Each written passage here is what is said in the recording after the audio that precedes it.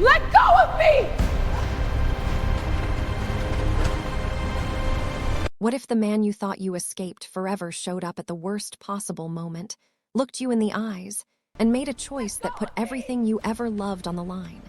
And what if the most dangerous man in the city, the man who loved you, found out exactly what he did? Welcome to Black Diamond Stories. If you are new here, hit that subscribe button right now and stay until the very end, because this story is going to take you through love, power, betrayal, and a revenge so cold it will leave you completely speechless. You do not want to miss a single second of this. Now let us get into it. Guests screamed as the pregnant woman tumbled down the grand marble staircase of the Grand Alara Hotel, her body crashing against each step with sickening thuds. Security guards sprinted toward her. A man in a dark jacket vanished into the crowd, but as bystanders rushed to help her, someone noticed the necklace at her throat, a delicate white gold chain with a black diamond pendant framed in gold, and one woman's face went pale with recognition. She whispered to the person beside her, "Oh God, she belongs to him." And that is when the hotel's main entrance doors opened. 4 men in black suits stepped inside, moving with military precision, parting the crowd like they owned the building. Leading them was a man whose cold expression made everyone instinctively step back. He was not there to check in. He was not there to talk. He was there because someone had just hurt his wife. And the man who pushed her had no idea he had just declared war on the wrong family. Stay with us, because what happens next will shock you. The Grand Alara Hotel gleamed under the afternoon sunlight. Polished marble floors reflecting designer storefronts, golden railings lining the grand staircases, soft piano music drifting through the air. It was the kind of place where money whispered instead of shouted. Families moved through the elegant corridors. Couples posed near the fountain in the lobby atrium. Everything felt sophisticated, peaceful, safe.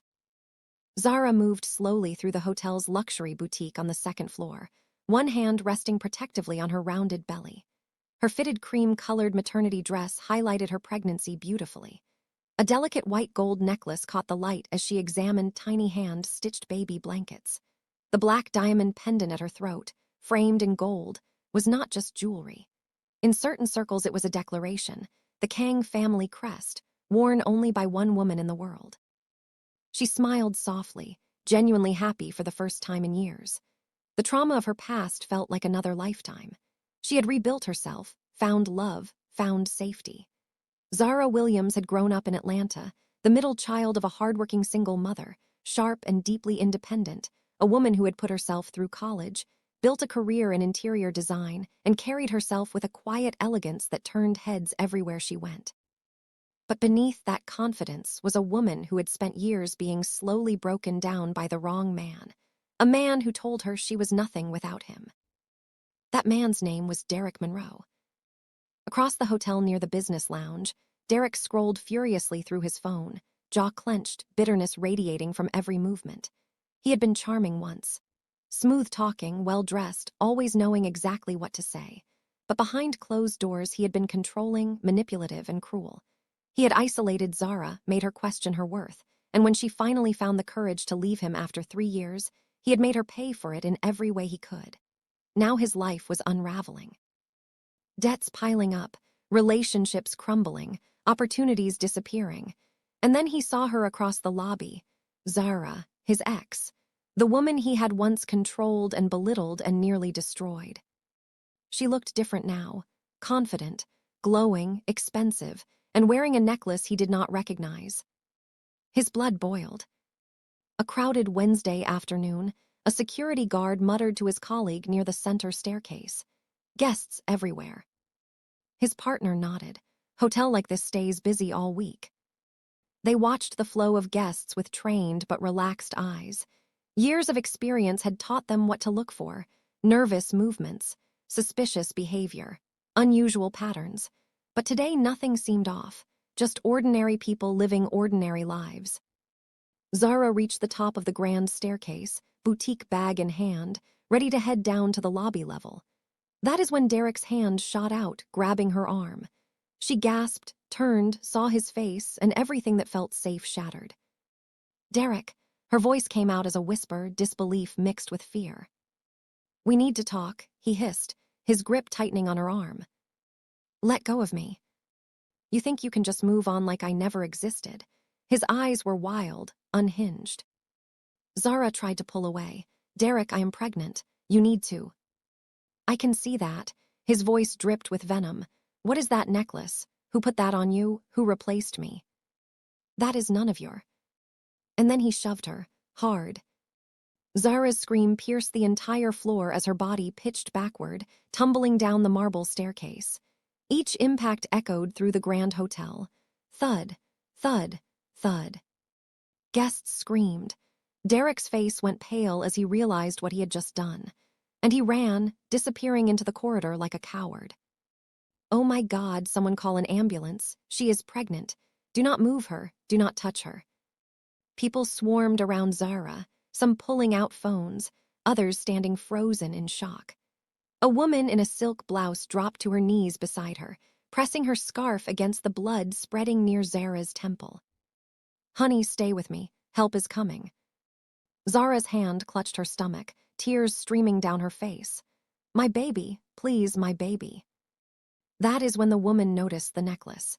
The black diamond pendant against white gold, the Kang family crest catching the lobby light even through the chaos. Her face went completely pale. "Oh no." She looked up at the man crouching beside her. "Do you see that necklace?" "What about it?" he asked. The woman's voice dropped to barely a whisper. "Do you know what that means? Do you know whose crest that is?" Before anyone could answer, the hotel's main entrance doors burst open. 4 men in black suits entered, moving with the kind of precision that had nothing to do with hospitality.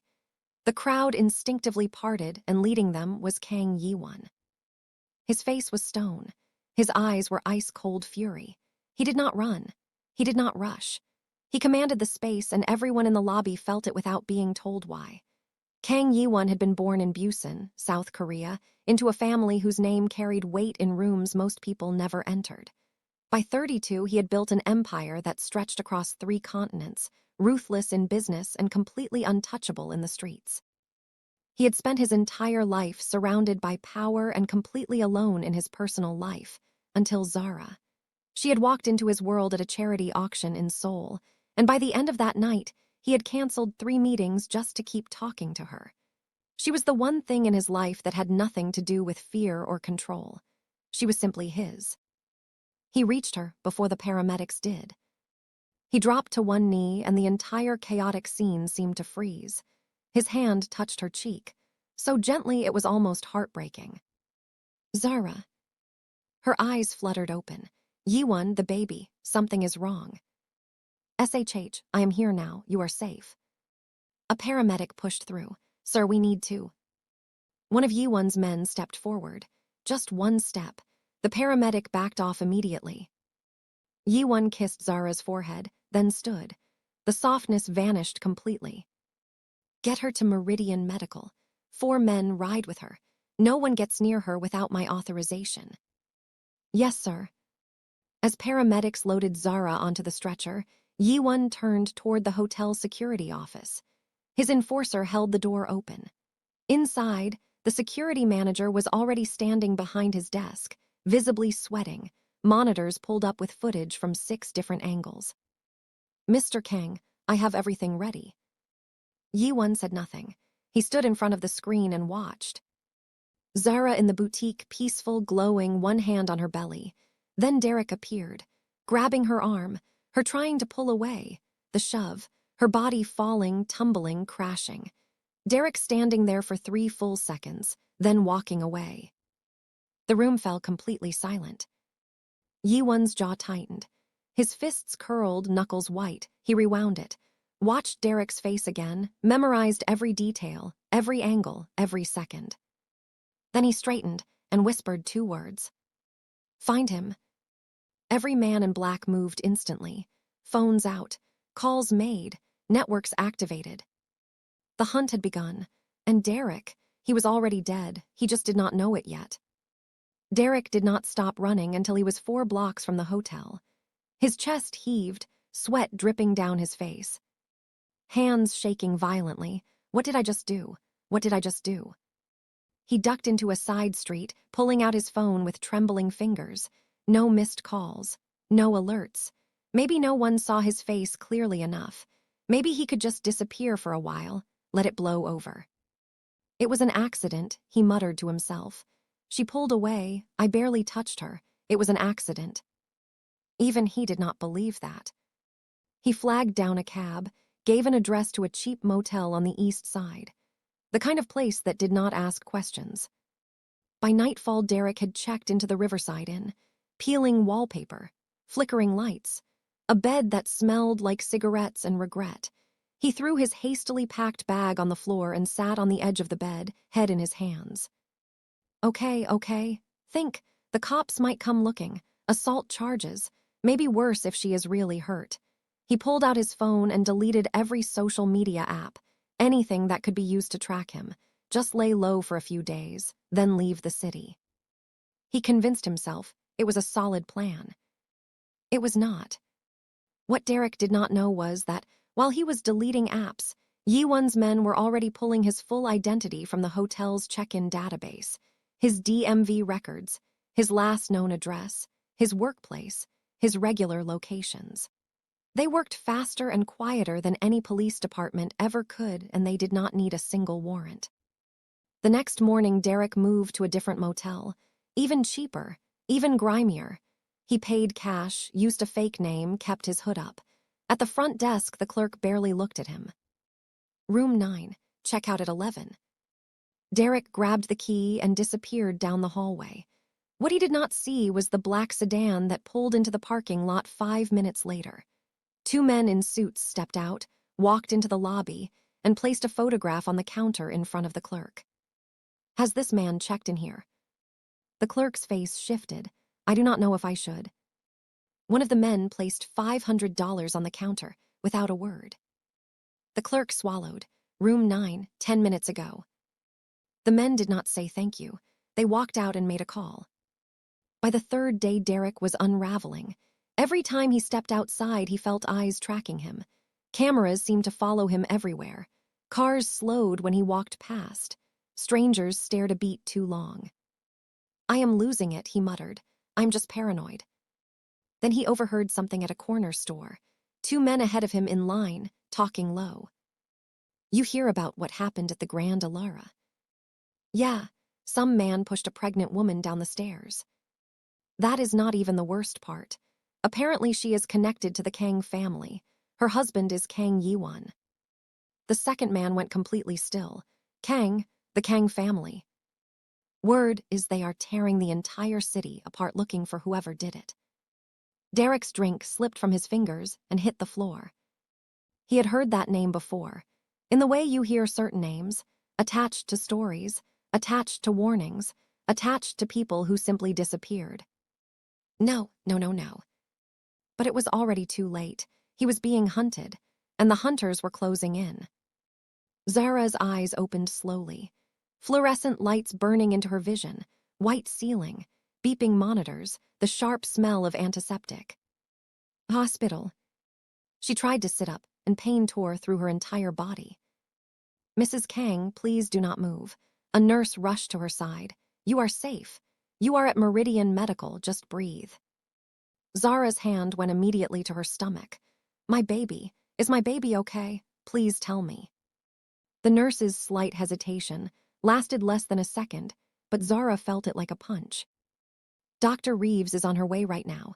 Just try to stay calm. Calm, Zara's voice cracked.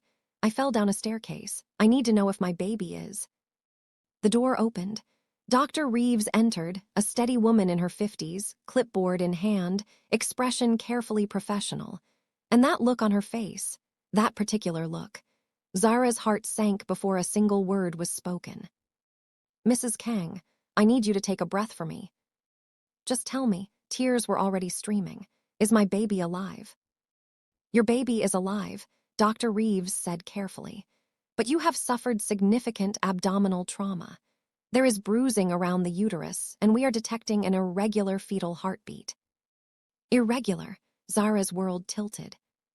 We are monitoring closely. The next 24 hours are critical. If the heartbeat stabilizes, we will be in a much better position. But right now. She did not finish. She did not have to. No, no, no. Zara sobbed. Please, you have to save my baby. Please, I will do anything. Please. We are doing everything we can, Dr. Reeves said gently. But you need to rest. Stress will not help either of you. Rest? How was she supposed to rest when her child might? She could not even finish the thought. The doctor left, and Zara was alone, one hand pressed against her belly, whispering apologies to the child she might lose. I am so sorry. I am so sorry, baby. Mommy is so sorry. The door opened again, quietly this time. Yiwan stepped inside, still in his black suit, tie loosened for the first time she could ever remember. He did not say anything. He just pulled a chair beside her bed and sat down and took her hand in both of his. Zara's tears fell harder. Yiwan, I am sorry. I should not have gone without telling you. I should have had someone with me. This is my fault. SHH. His voice was so gentle it almost broke her completely. None of this is your fault. But if I had just... Zara, he held her hand tighter. This is not your fault. She looked into his eyes and saw something she had never seen there before. Real fear. The kind that has nothing to do with enemies or power and everything to do with love. The baby, she whispered. Yiwan, what if we lose? We will not. His jaw tightened. I will not allow that. You cannot control this. I will do everything in my power.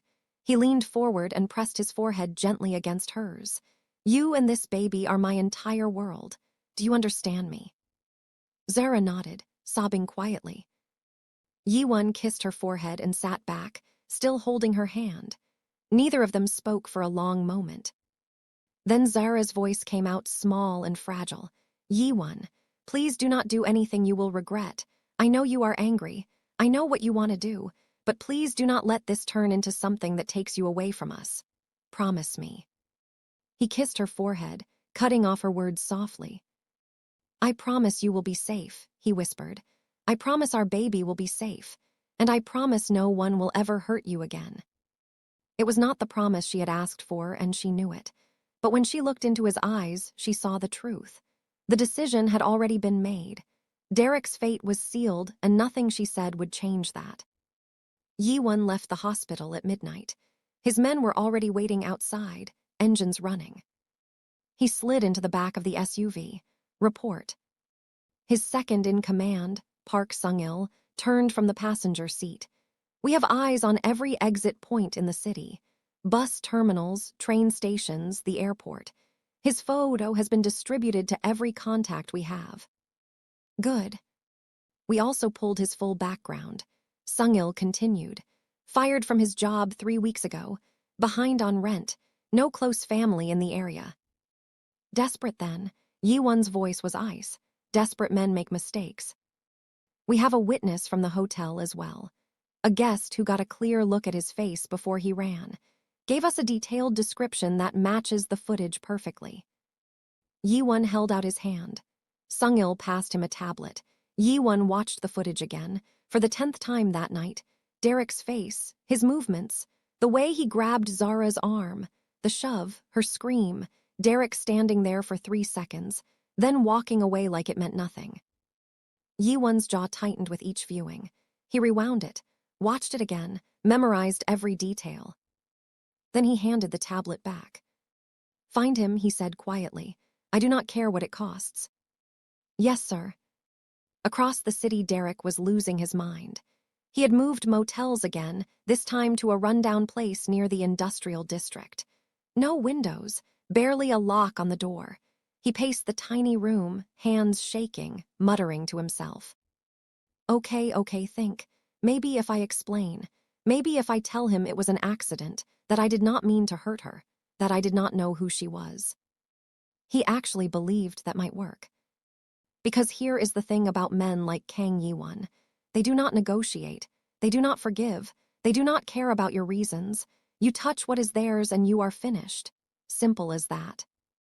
Derek grabbed his phone, hands trembling, genuinely believing he could somehow fix this with the right words. Meanwhile, Yiwan's men had just traced Derek's last cash transaction to a gas station, 2 miles from where he was hiding. Sung-il made the call. We have a location. Moving now. Yiwan leaned back in his seat, eyes cold, voice completely calm. Bring him to me alive. The hunt was almost over, and Derek still thought he could talk his way out. Then the alarm went off. Yiwan heard it the moment his SUV pulled back toward the hospital, the frantic call from Sung-il, who had a contact inside the medical floor. Sir, there is a complication. The baby's heartbeat. Yiwan was already moving before the call ended. He walked into the corridor outside Zara's room just as nurses were sprinting inside. He could see through the glass, the medical team surrounding her bed, monitors alarming, Zara awake and terrified, reaching for someone's hand. Fetal distress, heartbeat dropping. Get Dr. Reeves now. Yiwan reached the doorway, and a nurse stepped directly into his path. Sir, you cannot come in right now. That is my wife. His voice dropped to something dangerous. I understand. Please, sir, let us work. He stepped back and stood at that door completely still, watching through the glass, unable to do a single thing. No enemy to face. No threat to eliminate. No power that mattered in this room. Just a man watching the woman he loved and the child he had prayed for fighting for their lives on the other side of a pane of glass. 20 minutes passed. He did not move. Dr. Reeves finally stepped into the corridor. Yiwan read her face before she spoke. Zara is stable, she said, but the baby's condition has deteriorated. The heartbeat is significantly irregular. We are now looking at a high probability of emergency delivery within the next 12 hours. Yiwan's voice was controlled. The baby's chances. Dr. Reeves held his gaze. 40 to 60% survival without complications. But I want you to know we have one of the best neonatal teams in the country on standby. We are doing everything possible. He nodded once. Whatever resources you need, you have them, whatever it costs. Dr. Reeves went back inside. Yiwan turned to Sung-il. His voice came out barely above a whisper, but it carried everything. Change of plans. I want to be there when you find him, and bring him to me alive. I want him to understand exactly what he tried to take from me. Understood, sir. Yiwan's eyes moved back to the glass, to Zara, to the monitor beside her bed and the uneven line moving across it. And in that moment, Derek's fate became something far worse than death. Derek did not stop moving. Third motel in 4 days, barely sleeping, barely eating, jumping at every sound. He was down to his last bit of cash, phone nearly dead, no plan that held together for more than an hour. He told himself he just needed to get to the bus station, buy a ticket, get out of the city and never look back. He moved through the streets at 4 a.m, hood pulled up, head down, heart hammering with every step. The Greyhound terminal was a rundown building on the edge of downtown. Flickering sign, cracked pavement, a handful of exhausted travelers waiting for early buses. Derek approached carefully, scanning every corner. No black SUVs, no men in suits, just regular people. He exhaled for the first time in days. Okay, I'm going to make it. I am almost. He stepped through the entrance and immediately felt it, that wrongness, too quiet, too still. The woman behind the ticket counter looked at him and quickly looked away. A man on a bench stood up and moved toward the exit without making eye contact. Derek's stomach dropped. Then he saw them, 4 men in black suits, one at each exit, arms crossed, eyes locked on him. He spun around, 2 more behind him. Surrounded. I did not do anything, his voice cracked. I did not mean to, it was an accident, please. One of the men stepped forward, silent, expressionless. Derek bolted anyway, pure animal panic. He made it exactly 3 steps before a hand grabbed the back of his collar and drove him hard into the wall. The impact knocked everything out of his lungs. He slid to the floor gasping. Please, please, I can explain everything. I will leave the country tonight. You will never see me again. I will turn myself in to the police. Anything, please. They held him there and said nothing. Then the automatic doors slid open. The few remaining people in the terminal backed away on instinct, creating a path without being asked. Kang Jae-won walked in. Slow, deliberate, every step radiating absolute authority, his suit perfectly tailored, not a hair out of place, but his eyes, empty, final. Derek's legs gave out completely. Only the wall kept him upright. Oh God, please. I did not mean to. I swear I did not mean to hurt her. I just wanted to talk to her. I did not even know who she was. Please, please. Yiwan raised one hand. Derek's mouth snapped shut. The silence in that terminal was total. Yiwan took one step closer. His voice came out quiet, almost a whisper. You hurt my wife. 5 words, that was all, but the way they landed, cold, absolute, final. Derek understood in that moment that he was not going to jail. He was not getting a lawyer. He was not walking away from this building. Please, his voice broke completely. He was sobbing now, barely able to breathe. Please, I am begging you. I will do anything. I will disappear. I will leave the country tonight. You will never see me or hear from me again. I swear on my life. Please. Yiwan tilted his head slightly, studying him with complete and utter contempt. Then he reached into his jacket and pulled out his phone and turned the screen toward Derek. A live feed, Meridian Medical, Zara's room, her sleeping, one hand resting on her belly, and beside her the fetal monitor, its line moving in small, uneven peaks.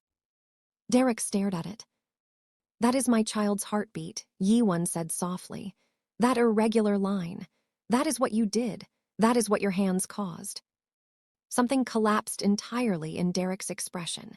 He slid further down the wall until he was on his knees on the floor of that terminal, hands over his face, completely broken. I am sorry. I am so sorry. Please, I am so sorry. Yiwan watched him for a long moment. Then he put his phone back in his pocket and turned to his men. His voice was quiet and absolute. Take him. 2 enforcers grabbed Derek by both arms and dragged him toward the exit. Derek screamed and fought and begged all the way to the doors. No, please. Please do not do this. I am sorry, please.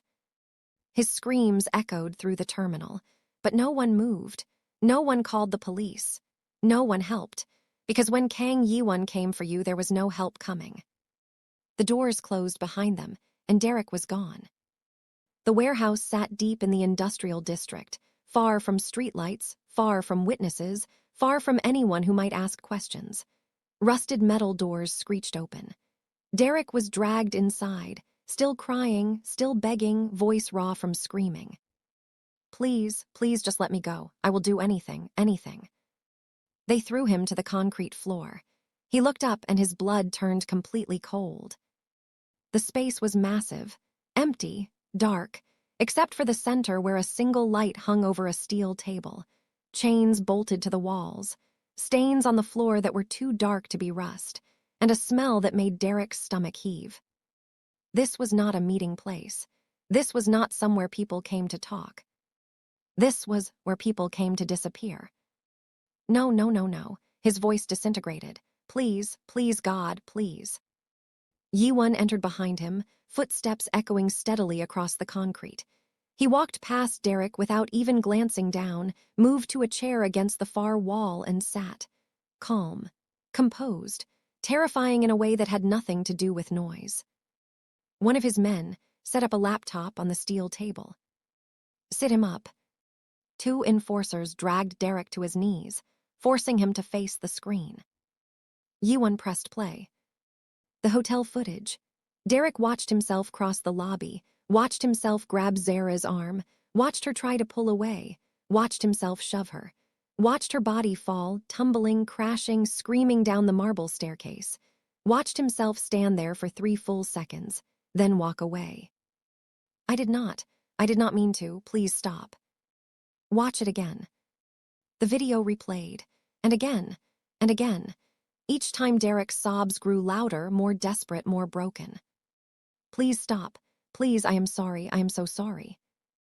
Yiwan paused the video, then pulled up a second screen, a hospital monitor, live feed, Zara's room, her vitals on display. And in the corner, the baby's heartbeat, weak, irregular, struggling. Beep, beep, beep. Derek stared at it, and the last of him crumbled. That is. My child, Yiwan said quietly. The child you put at risk. The child who may not survive because of what your hands did. Derek collapsed forward completely, sobbing so hard he could barely breathe, snot and tears on the concrete floor. I am sorry. I am so sorry. I did not know. Please, I will do anything, please. Yiwan stood, walked toward him slowly. Derek flinched and squeezed his eyes shut, waiting. But Yiwan did not hit him. Did not raise his voice. He just stopped in front of him and looked down with an expression that was somehow worse than rage. Pure contempt. You do not get to apologize, Yiwan said softly. You do not get to beg your way out of this. You grabbed my pregnant wife. You shoved her down a marble staircase. You stood there and watched her scream, and then you walked away. And now my child is fighting to survive in a hospital room because of you. He turned to his men. His voice did not waver. Make him understand what he cost, and then make sure he never makes a choice like this again. The enforcers moved instantly. Derek screamed, No, wait, please, I will turn myself in. I will confess everything. Please, please. But Yiwan was already walking toward the exit. He did not look back, did not flinch at the screaming, did not hesitate, because men like Kang Jae-won did not lose sleep over justice. They delivered it. The warehouse doors slammed shut behind him, and the screaming stopped. Outside, Yiwan lit a cigarette, the first one in 2 years. His hands were completely steady. His expression was calm. Sung-il approached quietly. It is done, sir. Yiwan nodded, took a long, slow drag, exhaled into the night air. Clean it, no trace. Yes, sir. He crushed the cigarette under his shoe, got into the car, and told the driver one word. Hospital. He had somewhere far more important to be. Yiwan walked back into Meridian Medical just as the sun was beginning to rise, still in the same suit, still composed, moving through the corridors like a ghost. Past nurses, past security, straight to Zara's room. He stopped at the doorway. She was awake, sitting up slightly, one hand on her belly, staring at the window where pale morning light was just beginning to show. The monitor beside her beeped steadily. The baby's heartbeat, stronger now, stable. Yiwan's chest tightened. He stepped inside quietly. Zara turned. Their eyes met. She studied his face in the early light for a long moment, reading what was there and what was no longer there. The storm had passed. Something was finished. Is it over? She whispered. Yiwan crossed the room, sat beside her, and gently brushed a curl from her face.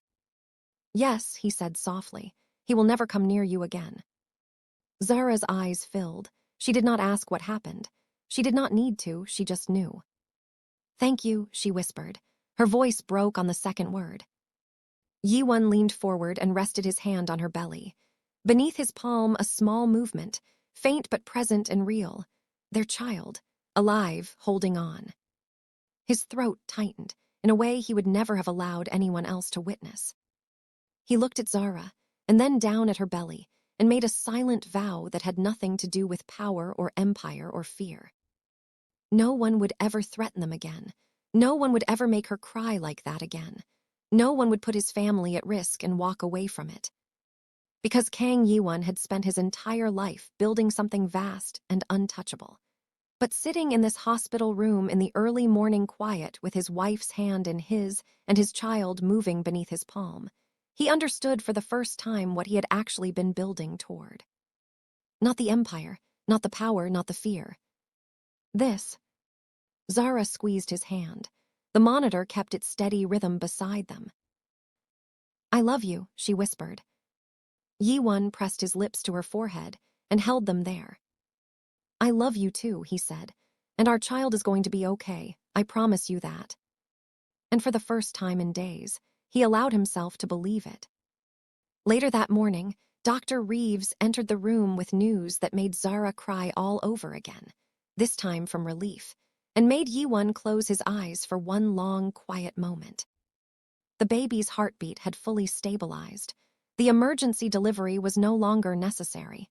They were going to be okay. Yiwan stepped into the hallway alone, stood there in the early morning stillness, and allowed himself one single breath that was not controlled, just one, deep and slow and real. Then he straightened, fixed his jacket, and walked back inside to his family. If you made it to the very end of this story, then you already know you are exactly where you belong. Welcome to the Black Diamond family. Hit that subscribe button right now, drop a like on this video, and tell me in the comments where you are watching from. I want to see every single country represented because stories like this reach further than you think. See you in the next one.